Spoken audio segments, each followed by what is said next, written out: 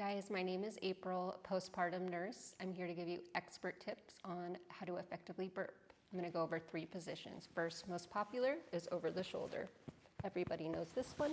Keep the airway clear. Second one is sitting on the lap.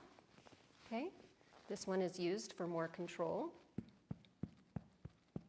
Lean forward, support the chin. 1 to 2 minutes, guys. You got to give them 1 to 2 minutes each position. Third one, across the lap. Again, support the airway. Okay. Check out the link below for more details and reasons why.